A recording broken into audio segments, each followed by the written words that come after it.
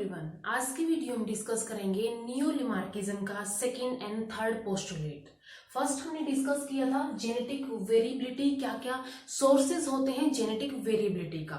इस वीडियो का लिंक आपको डिस्क्रिप्शन में मिल जाएगा। एंड अगर वीडियो हेल्पफुल लगती है तो लाइक कीजिए, शेयर कीजिए अपने फ्रेंड्स के साथ एंड चैनल को सब्सक्राइब कर लीजिए ताकि आपको ज्यादा से ज्यादा वीडियो मिलती रहे।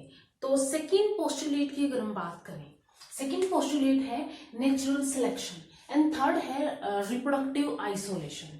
तो अगर हम बात करें नेचुरल सिलेक्शन की, अब नेचुरल सिलेक्शन की हमने डार्विनिज्म के अंदर भी बात की थी, डार्विनिज्म की थ्योरी के अंदर भी बात की थी। डार्विनिज्म ने क्या बोला था, यानी डार्विन के अकॉर्डिंग क्या था, सर्वाइवल ऑफ द फिटेस्ट, जो जितना ज्यादा फिट होगा वही उतना ही सर्वाइव करेगा, ये डार्विन के अकॉर्डिंग था।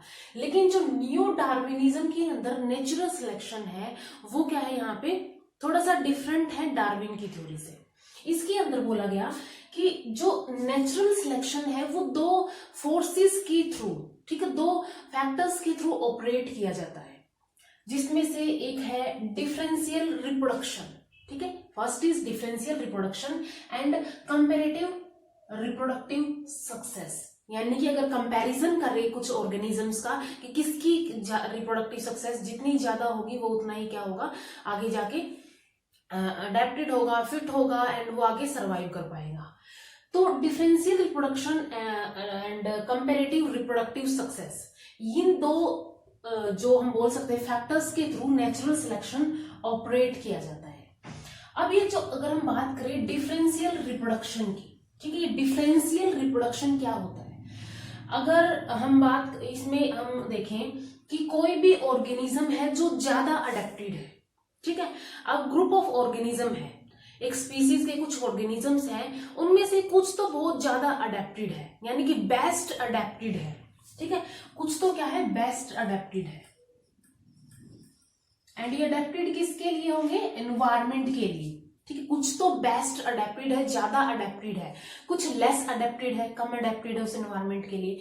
तो ये जो बेस्ट अडेप्टेड है, ये बेस्ट अडेप्टेड ऑर्गेनिज्म जो है ये नेक्स्ट ऑफस्प्रिंग प्रोड्यूस करेंगे। अब ये बेस्ट अडेप्टेड है तो इनके ऑफस्प्रिंग भी बेस्ट अडेप्टेड ही होंगे। लेस अडेप्टेड के, अब लेस अडेप्टेड वाला सर्वाइवल का जो उसको एक खतरा है वो फेस कर रहा है, तो उसके लिए उसके ऑफस्प्रिंग उसके अकॉर्डिंग ही जो है वो प्रोड्यूस होंगे।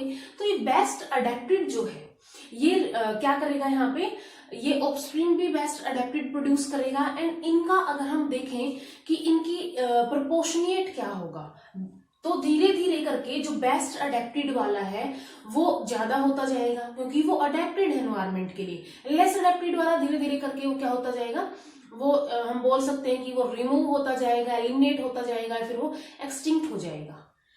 तो अगर हम इसको एक एग्जाम्पल के थ्रू डिस्कस करें, यहाँ पे सबसे फर्स्ट इसमें लिया है पेरेंटल जनरेशन, ठीक है, सबसे फर्स्ट है यहाँ पे पेरेंटल जनरेशन। इस पेरेंटल जनरेशन के अंदर ये हमें जो ऑर्गेनिज्म है वो नजर आ रहे हैं, ठीक है। एंड इसके अंदर अगर हम देखें एक अलग है, इस अलग को बोला गया है यहाँ पे वेरिएंट, यानी कि ये रेस्ट ऑफ पॉपुलेशन से अलग है, या फिर हम इसको बोल सकते हैं इसके अंदर कुछ वेरिएशंस आ गई है, जेनेटिक वेरिएबिलिटी आ गई है, जिसकी वजह से ये ज्यादा अडेप्टेड हो गया, बेस्ट अडेप्ट हो गया है इस इन्वायरमेंट के लिए। अब इसके अंदर वेरिएंट क्या है, 1/10 है, यानी कि सिर्फ 10% है। अब फर्स्ट ऑफस्प्रिंग जनरेशन के अंदर क्या होगा, फर्स्ट ऑफस्प्रिंग जनरेशन के अंदर ये जो वेरिएंट्स है, अब ये क्या है, वेरिएंट्स ज्यादा अडेप्टेड है, तो ये क्या करेंगे, ज्यादा रिप्रोड्यूस करेंगे, या फिर हम बोल सकते हैं कि ये ज्यादा ऑर्गेनिज्म प्रोड्यूस करेंगे। तो यहाँ पे वेरिएंट्स क्या आ गए, 3/12, यानी कि 25% आ गए हैं। इसके बाद सेकेंड ऑफस्प्रिंग जनरेशन के अंदर, सेकेंड ऑफस्प्रिंग जनरेशन के अंदर वेरिएंट्स 9/18 आ गए हैं, यानी कि 50%। यहाँ पे 50% तो वेरिएंट्स हैं एंड 50% क्या है, जो पेरेंटल पॉपुलेशन थी वो थी, ठीक है। हम इन वेरिएंट्स को रिकम्बिनेंट बोल सकते हैं कि रिकम्बाइन होके कुछ जीन्स की उसकी वजह से बने हैं। तो 50% यहाँ पेरेंटल है, 50% यहाँ पे वेरिएंट्स है। एंड थर्ड ऑफस्प्रिंग जनरेशन के अंदर क्या होगा, ये वेरिएंट्स और ज्यादा अपना नंबर इंक्रीज कर लेंगे एंड ये वेरिएंट्स जो है 27/36 यानी कि 75% हो जाएंगे। ये क्या कर लेंगे 75% हो जाएंगे। तो ये धीरे धीरे अपना नंबर इंक्रीज कर रही है। डिफरेंशियल रिप्रोडक्शन के अंदर यही होता है, जो बेस्ट अडेप्टेड है वो धीरे धीरे करके क्या करता रहेगा, अपना नंबर इंक्रीज कर लेगा लेस अडेप्टेड से। तो ये यहाँ पे हो गया डिफरेंशियल रिप्रोडक्शन। अब क्या होता है पॉपुलेशन के अंदर, सेक्सुअल कम्युनिकेशन होता है, ठीक है, पॉपुलेशन के अंदर सेक्सुअल कम्युनिकेशन होता है। एंड ये सेक्सुअल कम्युनिकेशन की वजह से जो जीन्स का फ्लो है वो फ्री होता है। अब हमें पता है सेक्सुअल रिप्रोडक्शन होती है तो वेरिएशंस के चांसेस होते हैं, तो यहाँ पे जो सेक्सुअल कम्युनिकेशन है उसकी वजह से यहाँ पे फ्री फ्लो ऑफ जीन होता है। लाइक ये अगर हम एक पॉपुलेशन की, एक स्पीसीज की बात करें, ठीक है, इस स्पीसीज की अलग अलग ये पैच हमें नजर आ रही है, अलग अलग पॉपुलेशन है। अब इनमें से क्या है, कुछ पॉपुलेशन तो यहाँ पे इंट्रा ब्रीडिंग पॉपुलेशन है, फिर इंट्रा पॉपुलेशन ब्रीडिंग है, यानी कि ये जो पॉपुलेशन के मेंबर्स हैं वो इनके आपस में ही ब्रीड करते हैं। तो ये क्या हो गया, इंट्रा पॉपुलेशन ब्रीडिंग हो गया, जो कि मोर कॉमन होता है, ज्यादा होता है ये। सेकेंड यहाँ पे क्या हो सकता है कि ये जो छोटी सी पॉपुलेशन है, इस छोटी सी पॉपुलेशन के साथ क्या करें, यहाँ पे रिप्रोडक्शन करें, इसको हम बोलेंगे इंटर पॉपुलेशन ब्रीडिंग। और ये क्या होती है, ओकेजनल होती है। इंटर पॉपुलेशन ब्रीडिंग होगी, ये पॉपुलेशन के बीच में ब्रीडिंग होगी, यानी कि दो पॉपुलेशन के पैच है। एंड इन छोटे छोटे पॉपुलेशन को हम बोलते हैं डीम्स, ठीक है, छोटी छोटी जो पॉपुलेशन के ग्रुप्स होंगे उनको डीम्स बोला जाता है। तो ये क्या करेगा, ये जो ग्रुप है वो इससे क्या करेगा, रिप्रोड्यूस करेगा, एंड ये वाला ग्रुप जो है इसे रिप्रोडक्शन करेगा। तो आपस में इन रिप्रोडक्शन की वजह से इसको बोला जाता है इंटर पॉपुलेशन ब्रीडिंग, जो कि एक ओकेजनल इवेंट होता है कि इस साइड का अगर कोई इधर चला गया है या फिर इधर वाला ये माइग्रेट करके, इमिग्रेशन करके आ गया है, तब जाके इनके अंदर क्या हो सकती है, यहाँ पे ब्रीडिंग हो सकती है। तो अब अगर इस कंडीशन के अंदर देखा जाए, पहले जो है ये जेनेटिक वेरिएबिलिटी थी, फ्री फ्लो ऑफ जीन्स था, एंड इसकी वजह से ये जो जेनेटिक वेरिएबिलिटी थी वो आ रही थी, फ्री फ्लो ऑफ जीन था। फ्री फ्लो ऑफ जीन में क्या होगा, जो भी इंडिविजुअल्स हो गए वो आराम से रिप्रोडक्शन करके वेरिएंट्स प्रोड्यूस कर सकते हैं, तो जेनेटिक वेरिएबिलिटी प्रोड्यूस हो रही थी। अब ये जेनेटिक वेरिएबिलिटी सबसे पहले डीम्स के अंदर प्रोड्यूस हुई थी, यानी स्मॉल ग्रुप ऑफ पॉपुलेशन के अंदर प्रोड्यूस हुई। उसके बाद क्या हुआ, ये डीम से पॉपुलेशन के अंदर, ठीक है, जो पॉपुलेशन थी स्पीसीज की इसके अंदर गई। अब पॉपुलेशन से नेक्स्ट जो है, जो भी नेबरिंग सिस्टर पॉपुलेशन होगी, ठीक है, जो भी नेबरिंग सिस्टर पॉपुलेशन होगी उससे क्या करेंगे, ये ब्रीडिंग करेंगे। तो जो भी ये जेनेटिक वेरिएबिलिटी थी वो या फिर वेरिएंट्स थे वो सबके अंदर धीरे धीरे करके चलते जाएंगे, एंड इस वजह से क्या होगा, जो भी पॉपुलेशन आएगी अब यहाँ पे, ठीक है, ये नेबरिंग सिस्टर पॉपुलेशन के बाद अब यहाँ पे पॉपुलेशन आएगी धीरे धीरे करके, और ज्यादा यहाँ पे हम बोल सकते हैं कि सेवरल जनरेशन चली जाएगी, उसके बाद स्पेसिएशन हो जाएगा। क्योंकि वेरिएंट्स हमें पता है कि अक्यूमुलेशन जब हो जाता है वेरिएशंस का, बहुत सारी वेरिएशंस इकट्ठी जब हो जाती है तो उससे क्या होता है, एक नई स्पीसीज बन जाती है, क्योंकि जो उसकी पेरेंटल और ओरिजिनल स्पीसीज से वो बिल्कुल अलग होती है, तो ये स्पेसिएशन कोज कर सकता है। इसलिए नेचुरल सिलेक्शन को बोला जाता है progressive changes in gene frequency, ठीक है, जीन फ्रीक्वेंसी के अंदर प्रोग्रेसिव चेंजेस होते हैं। तो इसके अंदर क्या होगा, ये जो जीन फ्रीक्वेंसी है, कुछ जीन्स की फ्रीक्वेंसी तो बहुत ज्यादा इंक्रीज हो जाएगी, कुछ की डिक्रीज हो जाएगी, ठीक है, कुछ की इंक्रीज हो जाएगी एंड कुछ की क्या हो जाएगी, डिक्रीज हो जाएगी। तो ये है यहाँ पे नेचुरल सिलेक्शन।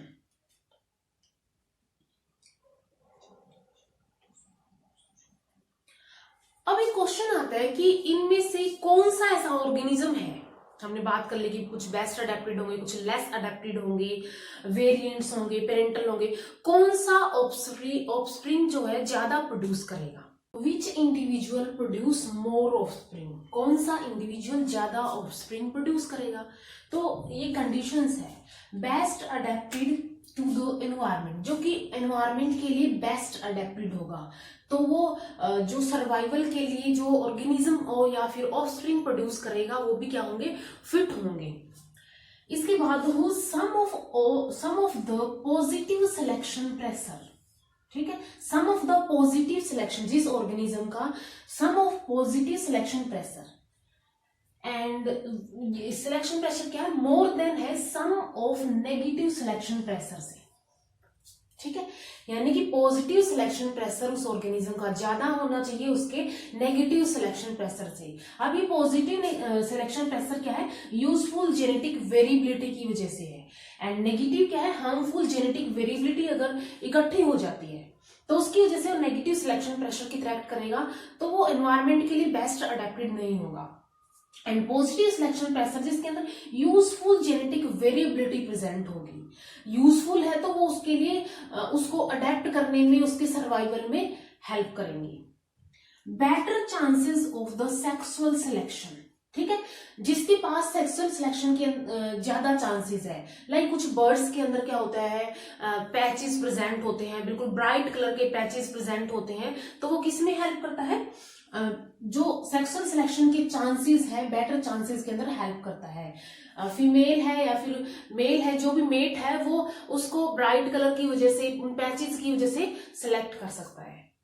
नेक्स्ट है able to overcome the physical and biological environmental factors, जो भी physical and biological environmental factors होंगे उनसे वो ओवरकम कर पाएगा to successfully reach the sexual maturity, and वो अपनी सेक्सुअल मेच्योरिटी तक सक्सेसफुली पहुंच पाएगा, एंड देन वो क्या कर पाएगा, रिप्रोडक्शन कर पाएगा। तो ये ऑर्गेनिज्म या फिर ये फैक्टर्स हैं, ये जो हम बोल सकते हैं कि ये यहाँ पे रूल्स हैं एक तरह से, जो क्या कर सकते हैं, प्रोड्यूस कर सकते हैं मोर ऑफस्प्रिंग ये प्रोड्यूस कर सकते हैं। तो यहाँ पे नेचुरल सिलेक्शन जो है नियो डार्विनिज्म का, ठीक है, नियो डार्विनिज्म का नेचुरल सिलेक्शन एक्ट करता है एज अ क्रिएटिव फोर्स, एक क्रिएटिव फोर्स की तरह एक्ट करता है, एंड ये क्रिएटिव फोर्स किसके थ्रू यहाँ पे ऑपरेट किया जाता है, थ्रू कंपैरेटिव रिप्रोडक्टिव सक्सेस, ठीक है, डिफरेंशियल रिप्रोडक्शन या फिर कंपैरेटिव रिप्रोडक्टिव सक्सेस के थ्रू इसको ऑपरेट किया जाता है, नियो डार्विनिज्म के नेचुरल सिलेक्शन को। तो ये हमने देख लिया कि नेचुरल सिलेक्शन हो गया। अब नेचुरल सिलेक्शन का हम ऑलरेडी डिस्कस भी कर चुके हैं डिटेल के अंदर कि क्या होता है, कौन कौन से टाइप का होता है नेचुरल सिलेक्शन, क्या क्या उसके एग्जांपल्स होते हैं, जैसे कि इंडस्ट्रियल मेलेनिज्म का हमने एग्जांपल्स डिस्कस किया था, तो वो हम दोबारा डिस्कस नहीं करेंगे, उस वीडियो का लिंक आपको डिस्क्रिप्शन में मिल जाएगा। एंड अगर हम बात करें, कुछ एग्जांपल्स हैं जो हम डिस्कस करेंगे एक सेपरेट वीडियो के अंदर, जैसे कि artificial selection, artificial natural selection होगा, ठीक है, तो वो हम डिस्कस करेंगे एक सेपरेट वीडियो के अंदर।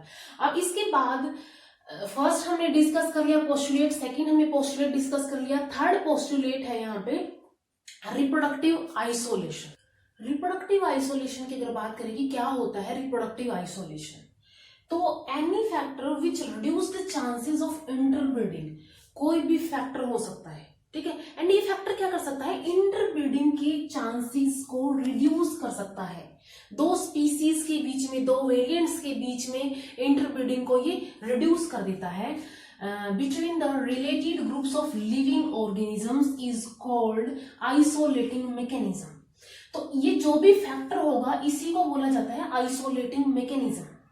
इस आइसोलेटिंग मैकेनिज्म के थ्रू जो क्लोजली रिलेटेड लिविंग ग्रुप्स की जो वहां पे बोल सकते हैं हम ग्रुप्स हैं, क्लोजली रिलेटेड ग्रुप्स हैं, उनके बीच में इंटरब्रीडिंग रिड्यूस कर दी जाएगी या फिर प्रिवेंट कर दी जाएगी। एंड ये जो फिनोमिना होगा, ठीक है, ये जो फिनोमिना होगा of inability of living organism to interbreed is called reproductive isolation. And वो जो ऑर्गेनिज्म है वो क्या नहीं कर सकता है, वो रिप्रोड्यूस नहीं कर सकता है उसके एडजेसेंट या फिर उसके रिलेटेड ग्रुप के साथ। तो इस इनएबिलिटी को बोला जाता है रिप्रोडक्टिव आइसोलेशन, यानी वो क्या हो गया है, सेपरेट हो गया है, आइसोलेट हो गया है, तो इसको बोला जाता है रिप्रोडक्टिव आइसोलेशन। अब ये रिप्रोडक्टिव आइसोलेशन जो है ये इंपॉर्टेंट है बहुत, इवोल्यूशन के अंदर भी बहुत इंपॉर्टेंट रोल प्ले करता है। इसके अलावा जो डिस्टिंक्टिवनेस होती है, ठीक है, जो ये मेंटेन करके रखता है distinctiveness of characters among different species, different different species की जो करेक्टर है वो डिफरेंट डिफरेंट होते हैं, उसी वजह से हम उनकी आइडेंटिफिकेशन करते हैं, उनकी पहचान करते हैं। और वो सारे के सारे मिक्स हो जाए तो हमें समझ में ही नहीं आएगा कि ये कौन सा ऑर्गेनिज्म है। तो ये क्या करता है, अलग अलग करेक्टर्स को अलग अलग रखता है, अलग अलग स्पीसीज के। अगर रिप्रोडक्टिव आइसोलेशन एब्सेंट हो तब क्या होगा? अगर रिप्रोडक्टिव आइसोलेशन एब्सेंट हो, हमने बात कर ली कि अगर प्रेजेंट है तो अलग अलग करेक्टर्स को, डिफरेंट डिफरेंट स्पीसीज के करेक्टर्स को अलग अलग रखेगा। लेकिन अगर ये एब्सेंट होता है, उस एब्सेंट की वजह से जो वेरिएंट्स होंगे, वेरिएंट्स क्या करेंगे, इंटरब्रीड करेंगे एंड इंटरमिक्सिंग हो जाएगी जीनोटाइप की। उनका जो जीनोम है, जीन पूल है या फिर उनका जीनोटाइप है, उसकी इंटरमिक्सिंग हो जाएगी, डाइल्यूशन हो जाएगा उनकी पेक्युलरिटीज का, क्योंकि कैरेक्टर्स की इंटरमिक्सिंग के बाद वो जो है एक नया कैरेक्टर फॉर्म कर रहे हैं या फिर इंटरमीडिएट कैरेक्टर फॉर्म कर रहे हैं।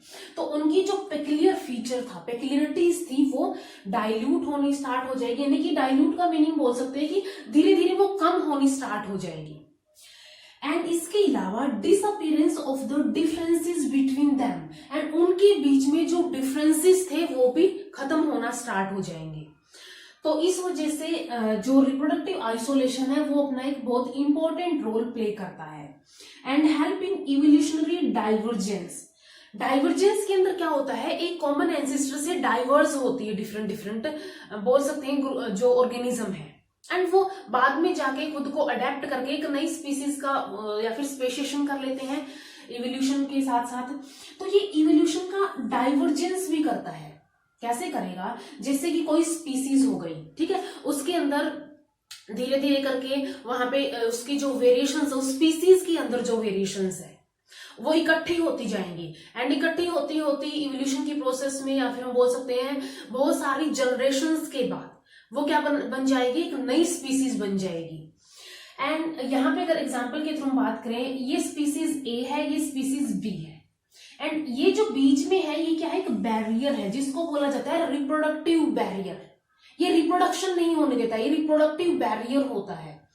तो स्पीसीज ए जो है ये आपस में क्या कर सकती है, इंटरब्रीड कर सकती है या फिर हम बोल सकते हैं इंट्राब्रीडिंग कर सकती है, लेकिन ये स्पीसीज बी के साथ जो है नहीं कर सकती है, क्योंकि इनके बीच में एक बैरियर आ गया, एक रिप्रोडक्टिव बैरियर आ गया है। अब ये रिप्रोडक्टिव बैरियर के बेसिस पे डिफरेंट डिफरेंट टाइप के रिप्रोडक्टिव आइसोलेशन क्या क्या हो सकते हैं। तो रिप्रोडक्टिव आइसोलेशन के अंदर डिफरेंट डिफरेंट टाइप के अंदर सबसे फर्स्ट है यहाँ पे मैकेनिकल आइसोलेशन। ठीक है, ये क्या होंगे, मैकेनिकल आइसोलेट होंगे। इनके जो स्ट्रक्चर्स होंगे वो एक दूसरे में फिट नहीं आएंगे, जिसकी वजह से ये रिप्रोड्यूस नहीं कर पाते हैं due to differences in morphology of genitalia. ठीक है, जो जेनिटिलिया है और रिप्रोडक्टिव ऑर्गन्स है उनकी जो मॉर्फोलॉजी होगी, उनकी जो फॉर्म होगा, उनका जो स्ट्रक्चर्स होगा, उसके अंदर डिफरेंसेस होगा। जैसे कि इंसेक्ट्स की अगर बात करें, इंसेक्ट्स के अंदर लॉक एंड की मैकेनिज्म फॉलो किया जाता है, यानी कि और कोई इंसेक्ट की स्पीसीज या फिर और कोई अदर ऑर्गेनिज्म उसके साथ रिप्रोड्यूस नहीं कर पाता है, क्योंकि उसके जेनिटिलिया जो होते हैं वो अपनी ही स्पीसीज के लिए हम बोल सकते हैं कि अपनी स्पीसीज के लिए डिजाइन की होते हैं। तो इस वजह से यहाँ पे क्या होता है, मैकेनिकल आइसोलेशन क्रिएट हो जाता है। Second is the geographical isolation. ठीक है, जियोग्राफिकल आइसोलेशन का मीनिंग है उनकी जो जियोग्राफी होगी उन अलग अलग जियोग्राफी के अंदर प्रेजेंट होंगी, जैसे कि due to some physical barriers. यहाँ पे क्या होंगे, फिजिकल बैरियर्स होंगे।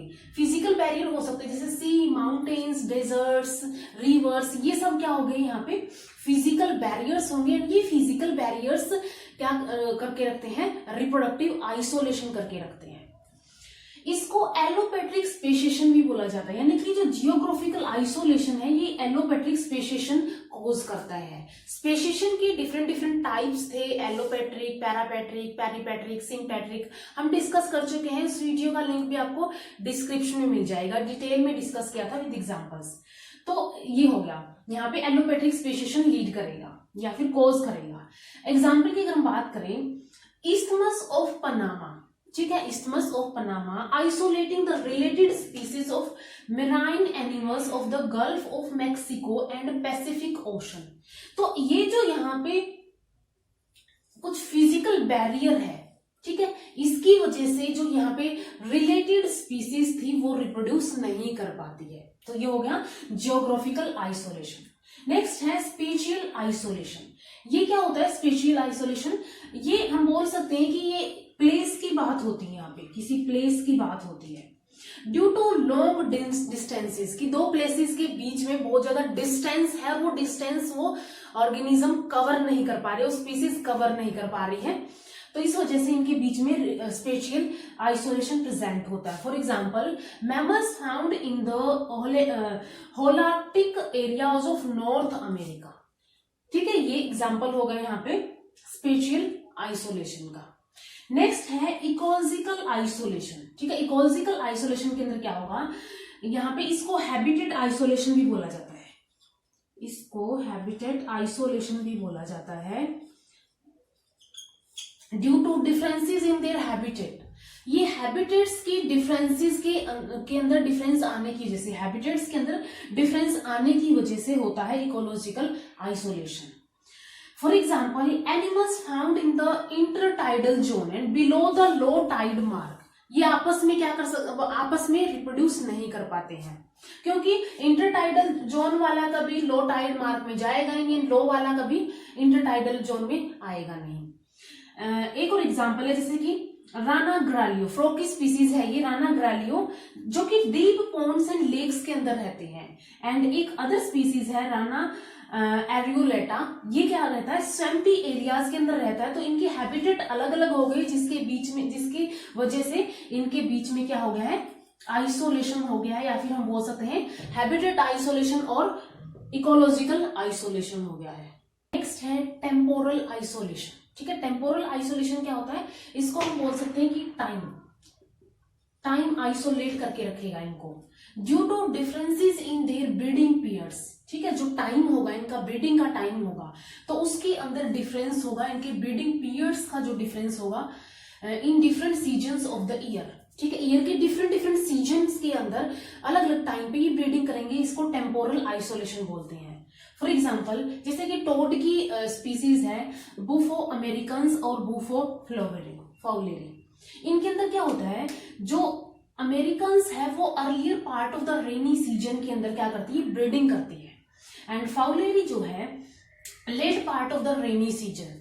तो इनके बीच में क्या आ गया, यहाँ पे टाइम पीरियड का आइसोलेशन आ गया है, टाइम पीरियड ने इनको आइसोलेट कर दिया है, क्योंकि ये अर्ली पार्ट के अंदर करता है, ये लेट पार्ट के अंदर करता है। तो इसके जब ये लेट अर्लियर पार्ट के अंदर इसके रिप्रोडक्टिव ऑर्गन्स एक्टिव होंगे, उसी टाइम ये रिप्रोड्यूस कर पाएंगे, उस टाइम पे इसके रिप्रोडक्टिव ऑर्गन एक्टिव नहीं होते हैं। एंड इसके अलावा इतनी इसका टाइम आएगा तब इसके रिप्रोडक्टिव ऑर्गन्स जो है वो इनएक्टिवेट हो जाएंगे। तो इस वजह से ये क्या कर सकते हैं, इनके बीच में टाइम पीरियड का एक हम बोल सकते हैं कि आइसोलेशन आ गया है, फिर टेम्पोरल आइसोलेशन आ गया है।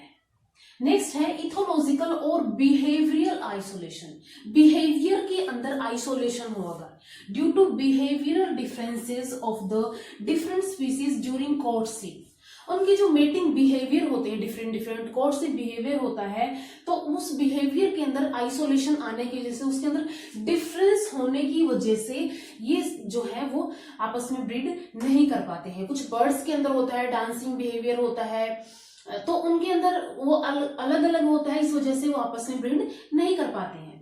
नेक्स्ट है जेनेटिक आइसोलेशन। ठीक है, जेनेटिक आइसोलेशन किसकी वजह से होगा, ड्यू टू इंटरस्पेसिफिक स्टेरिलिटी।